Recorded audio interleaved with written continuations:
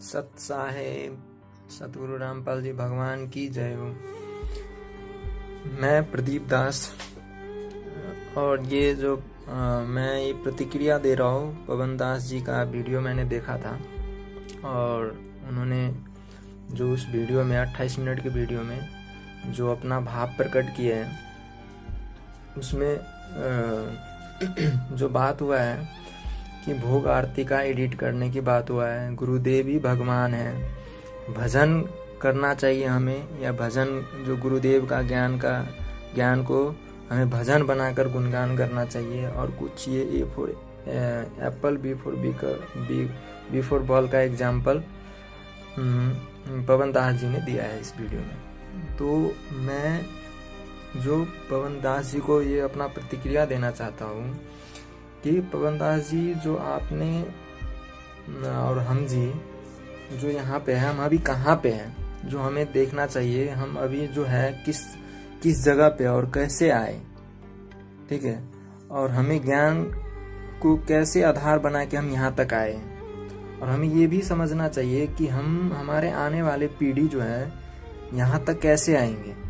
और अगर हम एडिट करते हैं, चेंज करते हैं कुछ भी, तो उस चीज़ का इम्पैक्ट और वो कैसे पड़ेगा समझना चाहिए हमें।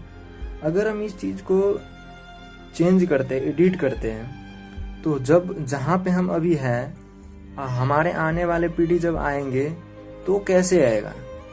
हम तो ये गुरुदेव जी ने जो ज्ञान दिया है, हमें चर्चा करके दिया है, उसी ज्ञान को आधार बना के हम यहाँ पे हैं ना।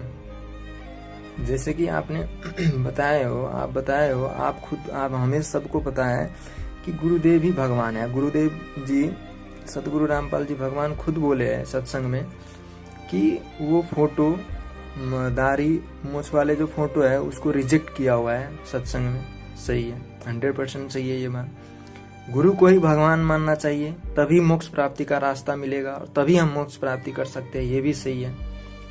और ये जो आप अपना भाव प्रकट किए हो कि भोग आरती में एडिट करना चाहिए, ये मुझे जहाँ तक लगता है कि एडिट हमें नहीं करना चाहिए। अगर हम एडिट करते हैं तो यहाँ पे आने वाले पीढ़ी को बहुत ही दिक्कत होगा और ये एक काल का जाल हो जाएगा। सत साहेब सतगुरु रामपाल जी भगवान की जय हो। सत साहेब भगत जी, आपने एक पत्थर फोड़ने के आपने व्यापार की शुरुआत की। शुरू में आपने खान में काम किया, नौकरी की, मजदूरी की किसी के यहाँ पे 2-4 हज़ार रुपये में। फिर 2-4 साल आपने वहाँ खून पसीना बहाया। फिर आपने सोचा मैं खुद का छोटा सा काम कर लूँ। आपने अपना अलग से एक भट्ठा लगा लिया। फिर आप अपने अलग से काम करने लग गए और 20-30 साल में जाके आपने एक अच्छी सी फैक्ट्री तैयार कर ली, जिसमें आज आप बैठ के AC ऑफिस में और मजदूरों से काम करवाते हैं।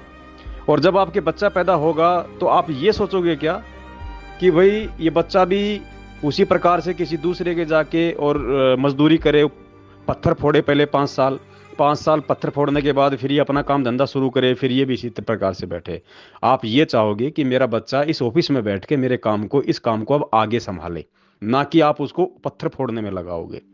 तो शुरुआत में जो परमेश्वर ने जो किया ना, वो उस समय उसी लेवल की आत्माएं थी जो ज्ञान को नहीं समझ सकती थी, उनके संस्कार इतने मजबूत नहीं थे, इसलिए उस समय की उन आत्माओं के लिए वो कंपलसरी था।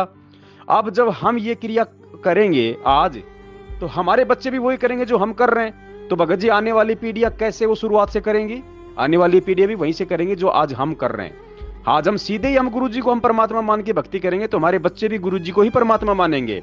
आप क्या चाहते हो कि 10 साल बाद जो बच्चा पैदा हो वो पहले कबीर जी को भगवान माने, दाढ़ी मूछ वाले को, उसके बाद चल के और फिर वो गुरु जी को भगवान माने? कितना समय उसका व्यर्थ हो जाएगा भगत जी। आज संसार में जो बच्चे जो पैदा होते हैं, क्या उनके मन में आता है कि राम भगवान नहीं है, श्री कृष्ण भगवान नहीं है? लेकिन उनके दादा, उनके परदादा, या जहां से ये जब शुरुआत में राम और श्री कृष्ण जी को भगवान मानने से लोग कतराया करते थे, उनका विरोध किया करते थे त्रेता और द्वापर में, उस समय जाके देखो उनको कोई भगवान नहीं मानता था। लेकिन आज आंख खोलता हुआ बच्चा भी उनको भगवान मान रहा है। क्यों? क्योंकि उन्होंने अपने पूर्वजों से यही सीखा है, राम भगवान श्री कृष्ण भगवान, तो किसी को ऑब्जेक्शन नहीं। तो भगत जी, ये भक्ति है, थोड़ा समझना पड़ेगा इस चीज को। सत साहिब।